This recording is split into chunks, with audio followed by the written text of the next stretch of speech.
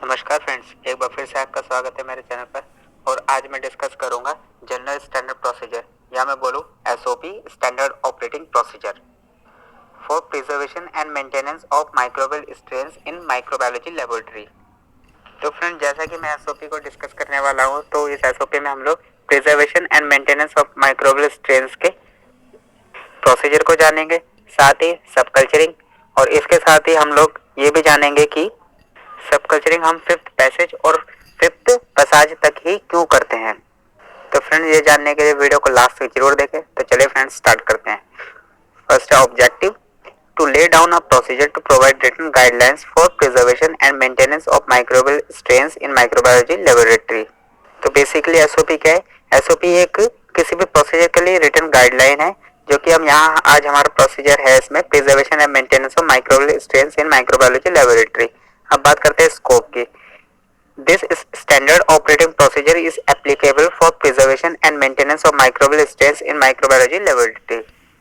तो जो ये एसओपी है, ये माइक्रोबायोलॉजी लेबोरेटरी में एप्लीकेबल है, जो कि हमारा जो प्रोसीजर रहेगा preservation and maintenance of microbial strains. अब बात करते हैं रिस्पॉन्सिबिलिटी की।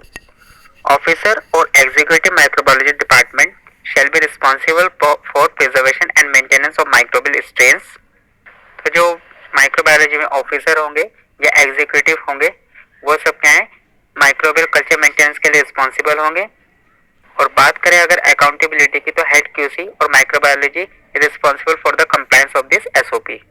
तो जो हेड क्यूसी और जो माइक्रोबायोलॉजी होंगे, वो इस एसओपी के कंप्लायंस के लिए रिस्पॉन्सिबल होंगे, साथ ही अकाउंटेबिलिटी के लिए भी। अब करते हैं प्रोसीजर स्टार्ट। सबसे पहले मीडिया रिक्वायरमेंट, हमें ये देखना है कि मीडिया कौन कौन सी रिक्वायरमेंट है हमें कल्चर मेंटेनेंस के लिए। फर्स्ट है स्टेराइल सोयाबीन केजिन डाइजेस्ट अगार स्लांट्स, और सेकंड है स्टेराइल सैब्रोड क्लोरोफेनिकोल अगार स्लांट्स। दोनों ही मीडिया जो है जो स्लांट पोजीशन, वो स्लांटिंग फॉर्म में रहने वाले ट्यूब्स में, वो दोनों ही मीडिया स्टेराइल होने चाहिए। साथ ही हम दो मीडिया इसलिए यूज कर रहे हैं क्योंकि हमें बैक्टीरिया के कल्चर्स को भी मेंटेन करना है और साथ ही फंगस के कल्चर्स को भी मेंटेन करना है। अब बात करें इन कल्चर के सोर्स की, तो ये जो सोर्स होंगे कल्चर के, ये किसी भी रिकॉग्नाइज इंस्टीट्यूट से होना चाहिए। जैसे कि एग्जांपल मैंने यहाँ लिया है, अप्रूव्ड वेंडर जो रहेगा एमटीसीसी चंडीगढ़ इंडिया। तो जो हमें कल्चर मंगाना है, हम एमटीसीसी कल्चर चंडीगढ़ से मंगा सकते हैं। हम यहाँ देखते हैं सब कल्चरिंग के मेथड को। तो स्टार्ट करते हैं। Wipe out the outside surface of the culture slants tubes with 70% IPS soaked cotton. Culture slants tubes को हम फिर क्या करेंगे, 70% आईपीएस से वाइप आउट करेंगे। Then get fresh slant tube and wipe out outside surface of the tube with cotton wool soaked in 70% IPA. और जो हमारे फ्रेश स्लांट ट्यूब्स होंगे, उनको भी हम 70% आईपीएस से वाइप आउट करेंगे एक्सटर्नल सरफेस को। Sterilise the inoculating Nikon wire loop, जिसे कि हम इनोकुलेशन लूप भी कहते हैं, उसको हम स्टेरिलाइज करेंगे रेड हॉट तक। फिर एक बार जब हम हीट करते हुए रेड हॉट तक स्टेरिलाइज कर लेंगे इनोकुलेशन लूप को, उसके बाद हम उसको कूल होने देंगे और स्लोली ओपन करेंगे कॉटन प्लग को कल्चर ट्यूब्स के। पिक अप द स्मेयर और growth with the help of loop after removing cotton plug of the slant tube. Loop sterile और कूल करने के बाद हम कॉटन प्लग को रिमूव करेंगे स्लांट ट्यूब से। फिर हम वन लूप फुल कल्चर लेंगे। Hold the Nikon wire loop with smear और कल्चर ग्रोथ। और जब हम वन लूप फुल कल्चर ले लेंगे, plug the culture slant tube and put aside the old slant culture. और वन लूप फुल कल्चर लेने के बाद हम लोग कल्चर स्लांट जो ट्यूब रहेगी उसको कॉटन प्लग फिर से लगा देंगे और उस ट्यूब को वहां रख देंगे जहां हमारे और भी ओल्ड स्लांट कल्चर रखे हुए हैं। Open the fresh slant tube, warm the mouth of the tube holding in other hand and carefully transfer the culture that is held on the loop. फिर हम एक फ्रेश स्लांट ट्यूब लेंगे और उसको mouth को हम लोग फ्लेम के पास लेकर जाएंगे, थोड़ा सा हॉट करेंगे। केयरफुली हम लोग लूप की हेल्प से कल्चर को ट्रांसफर करेंगे, जैसे कि हम स्टिकिंग बोलते हैं। Spread the culture spirally on the surface of the slant, warm the mouth of the slant and plug it. तो फ्रेश स्लांट ट्यूब पर हम क्या करेंगे, स्पाइरली स्प्रेड करेंगे कल्चर को, जैसे कि मैंने ऑलरेडी बताया, हम इसे स्टिकिंग भी बोलते हैं। Warm the mouth of the slant tube and plug it. और उसके बाद हम लोग फिर से फ्लेम के पास ट्यूब को ले जाएंगे, फ्लेम के पास ही हम उसके कॉटन प्लग को फिर से लगा देंगे। लेबल द कल्चर ट्यूब, हम कल्चर ट्यूब पे लेबलिंग करेंगे जो भी उसका नेम वगैरह है या डेट जो आएगा। Incubate eight specified temperature and period, उसको स्पेसिफाइड टेम्परेचर और पीरियड के लिए हम लोग इंक्यूबेट करेंगे। और स्टोरेज के लिए then store it in refrigerator 2 to 8 degree Celsius, फिर हम उसको स्टोरेज के लिए 2 to 8 डिग्री सेल्सियस के लिए रेफ्रिजरेटर में रख देंगे। ये तो बात थी सब कल्चरिंग की। सब कल्चरिंग में हमने क्या देखा, यहाँ पर ओल्ड कल्चर ट्यूब से हमने एक फ्रेश कल्चर ट्यूब पर स्लांट ट्यूब पर हमने फिर से सब कल्चरिंग की एक इनोकुलेशन लूप की हेल्प से, जैसे कि हम स्टिकिंग भी बोलते हैं, और हमने कल्चर को मेंटेन किया न्यू मीडिया पर। अब देखते हैं हमारा कल्चर अगर लाइफलाइज्ड है, एम्प्यूल में है, तो हम उसको किस तरह से सब कल्चरिंग करेंगे और किस तरह से कल्चर को मेंटेन करेंगे। Maintenance of microwave culture by ampoule और लाइफलाइज्ड।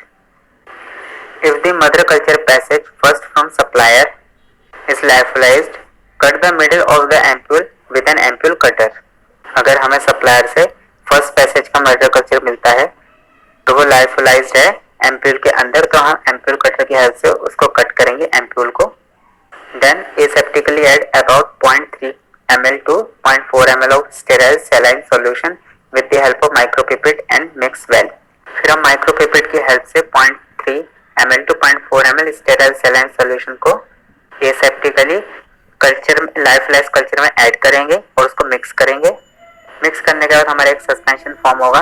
Then transfer the suspension in a sterile SCDM medium, SCDM that is serving casein digest medium, and incubate at a temperature and observe the growth after incubation. फिर उस suspension को हम sterile SCDM medium में transfer करेंगे और specified temperature पे incubate करेंगे specified time के लिए, और जब उसमें ग्रोथ आ जाएगी हम उसको इंक्यूबेशन के बाद फिर हम उसको ऑब्जर्व करेंगे। If growth is present then culture is use for culturing, otherwise discard the culture. अगर उसमें ग्रोथ आ जाती है तो हम उस कल्चर को यूज करेंगे, अदरवाइज उसको डिस्कार्ड कर देंगे। Prepare 3 master culture of growth culture by transferring a loop full suspension from incubated SCDM to fresh slant and treat as MC1, MC2 and MC3 that is passage 2। तो जैसा कि मैंने बताया कि जो हमारा लाइफलाइज कल्चर आएगा उसको जब हम फ्रेश मीडिया पे लाएंगे तो हम उसको पैसेज फर्स्ट कंसिडर करेंगे। देन उसके बाद हम लोग क्या करेंगे, उससे 3 मास्टर कल्चर बनाएंगे। ये 3 मास्टर कल्चर हम उससे बनाएंगे जो कि हमने SCDM में जो सस्पेंशन ट्रांसफर किया था उसकी ग्रोथ आने के बाद हम उससे सब कल्चरिंग करते हुए फ्रेश स्लांट ट्यूब्स पर 3 मास्टर कल्चर बनाएंगे और हम उसको आइडेंटिटी देंगे MC1, सेकंड को MC2 और थर्ड वन को MC3, और इसको हम कंसिडर करेंगे passage 2। Incubate the tubes eight specified temperature period and observe the growth after incubation. फिर हम उसको स्पेसिफाइड टेम्परेचर पर एक स्पेसिफाइड पीरियड के लिए उसको इंक्यूबेट करेंगे और ग्रोथ आने के बाद इंक्यूबेशन के बाद हम उसको ऑब्जर्व करेंगे। If the cultures are not showing growth properly then discard the culture. अगर उसमें ग्रोथ प्रॉपर्ली नहीं आती तो हम कल्चर को डिस्कार्ड करेंगे, और अगर उसमें ग्रोथ आती है तो हम उन कल्चर्स को फर्दर यूज करेंगे। तो अब हमारे पास 3 मदर कल्चर हैं जिनकी आइडेंटिटी है MC1, MC2 और MC3। यहाँ पर हम सिर्फ MC1 को पहले यूज करेंगे और MC2 और MC3 को हम बिल्कुल नहीं छेड़ेंगे, उनको हम स्टोरेज कंडीशन में रहने देंगे जो स्टोरेज कंडीशन मैंने बताई है 2 to 8 डिग्री सेल्सियस रेफ्रिजरेटर में। तो स्टार्ट करते हैं MC1 से, जो कि हमारा कल्चर ट्यूब है, मदर कल्चर ट्यूब है। उससे हम फर्स्ट 6 मंथ के लिए सब कल्चरिंग करेंगे अलग अलग स्लांट्स पर। उससे हम अलग अलग 6 सेट ऑफ स्लांट ट्यूब्स बनाएंगे फ्रेश कल्चर के, और हम उन्हें कंसिडर करेंगे आइडेंटिटी से M1, M2, M3, M4, M5 और M6। 6 मंथ के लिए बनाया है इसलिए हम उसे M1 to M6 तक ले जा रहे हैं, और इन M1 to M6 की जो 6 स्लांट ट्यूब्स हैं इनको भी हम MC1 से इनोकुलेट करेंगे 1 लूप फुल कल्चर को, और इन 6 की 6 ट्यूब्स को हम इंक्यूबेशन पे डालेंगे। Incubate the all the slant at specified temperature and period and assign batch number MC1, M1/M1, MC1/M2, MC1/M3 up to MC1, M6, और इसको हम बोलेंगे पैसेज 3। जब हम MC1 date is mother culture से M1 से लेकर M6 तक, डेट इज जो हमने 6 मंथ्स के लिए अलग सेट बनाया था स्लांट ट्यूब्स का, उस पर जब हम सब कल्चरिंग कर देंगे उसके बाद हमने इंक्यूबेशन किया। इंक्यूबेशन स्पेसिफाइड टेम्परेचर और पीरियड के लिए रहेगा। फिर जब इनमें ग्रोथ आ जाएगी, ग्रोथ आने के बाद फिर हम लेंगे फर्स्ट मंथ वाले स्लैंट को, डेट इज जिसको हमने M1 आइडेंटिटी दी थी। M2 से लेके M6 यानी कि जो बाकी के 5 महीने के जो बचे हुए स्लैंट है उनको पहले की तरह ही जैसे हमने मदर कल्चर MC1 MC2 और MC3 को स्टोरेज कंडीशन में रखा है, उनको भी उसी तरह से स्टोरेज कंडीशन में हम 2 to 8 डिग्री सेल्सियस के लिए रख देंगे और सिर्फ M1 को यूज करेंगे। फिर उस M1 से हम वीकली स्लैंट बनाएंगे। वीकली स्लैंट बनाने से पहले जो कि हमारे जो मंथली स्लैंट्स हैं उनको हम आइडेंटिटी भी दे देंगे MC1/M1 जो कि फर्स्ट मंथ के लिए होगा और अप टू MC1 M6 तक हम उसको बोलेंगे पैसेज थर्ड। यानी कि जो पैसेज 1 था वो था जो वेंडर से हमारे पास आया था लाइफ फ्रेश फॉर्म में कल्चर, उसको हमने फ्रेश मीडियम पर लिया, वो आ गया हमारा पैसेज 1। देन उससे हमने मदर कल्चर बनाया, 3 मदर कल्चर बनाए MC1 MC2 और MC3, उसको हमने पैसेज 2 बोला। उसके बाद हमने मंथली स्लैंट बनाए 6 मंथ्स के लिए M1 M2 M3 M4 up to M6 तक, उनको हमने आइडेंटिटी दे दी MC1/M1 to up to MC1 M6। तो ये था passage third. For the first month, second month, third month, fourth month, fifth month and sixth month use M1 M2 M3 M4 M5 and M6 respectively for preparation of weekly culture. जैसा कि मैंने बताया हम इनसे weekly cultures बनाएंगे। For first, second, third, fourth and fifth week of every month use working and standard culture respectively। Weekly culture के लिए हम एक फर्स्ट मंथ का जो स्लांट होगा उससे हम 5 वीक्स के लिए सब कल्चरिंग करेंगे, जिससे कि हम 5 वीक जो स्लांट है हम इजिली यूज कर पाएं और हम उन्हें वर्किंग स्लांट्स बोलेंगे। और जो ये हम फर्स्ट मंथ का ले रहे हैं, जैसे इसमें पैसेज थर्ड लिखा हुआ है, यहाँ पैसेज थर्ड लिखने का मतलब है जो हम सब कल्चरिंग करेंगे पैसेज थर्ड के स्लांट से करेंगे, जैसे दैट इज जो कि मंथली स्लांट थे। Incubate all the slant at specified temperature and period. Observe the growth and label properly. Store the culture at 2 to 8 degree Celsius for their specified period. Weekly slants के सब culturing के बाद जो कि monthly स्लांट्स हमने की है उसको हम इंक्यूबेट करेंगे स्पेसिफाइड टेम्परेचर पर स्पेसिफाइड पीरियड के लिए, और आफ्टर इंक्यूबेशन हम उनकी ग्रोथ को चेक करेंगे और ग्रोथ चेक करने के बाद जब उसमें प्रॉपर्ली ग्रोथ आ जाएगी उनको स्टोर करेंगे 2 to 8 डिग्री सेल्सियस के for their specified period. After completion of 6 months, follow the same procedure for the remaining next 6 months। इसी तरह से हम ईयरली सब कल्चरिंग करेंगे, जैसे कि हमने फर्स्ट 6 मंथ के लिए स्लांट बनाए थे उसी तरह से हम सेकंड नेक्स्ट 6 मंथ के लिए भी स्लांट बना लेंगे। तो इसको हम एक फ्लो चार्ट के उस हेल्प से समस्या हमें इजीली समझ आएगा। सबसे पहले हमारे पास मदर कल्चर हमने बनाया, दैट इज जो कि था MC1 MC2 और MC3। ये MC1 MC2 MC3 हमने बनाया जो कि हमारा लाइफोलाइज कल्चर आया, तो उसको हमने फ्रेश मीडियम पे ट्रांसफर किया और वहां से हमने 3 फ्रेश प्लांट्स पे सब कल्चरिंग करी और MC1 MC2 और MC3 किया। अब बात आती है MC1 MC2 MC3 की। MC1 फर्स्ट 6 मंथ्स के लिए है, MC2 सेकंड 6 मंथ्स के लिए और MC3 हमारा कंट्रोल है। और हम साथ ही इसको इन केस हमारा कोई स्लांट खराब हो जाता है, उसमें कोई कंटेमिनेशन आ जाता है तो हम MC3 को भी यूज कर सकते हैं।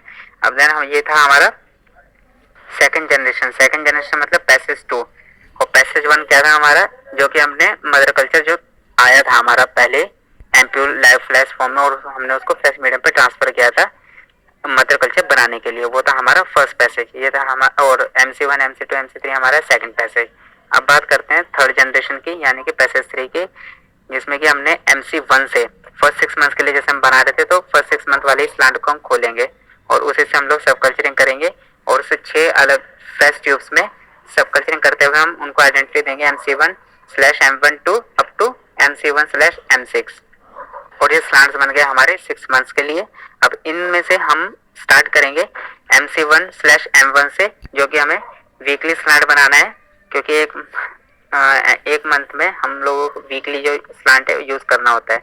अब इसको भी हम आइडेंटिटी दे देंगे MC1/M1-W1 और ये आ जाएगी हमारी 4th generation that is passage 4।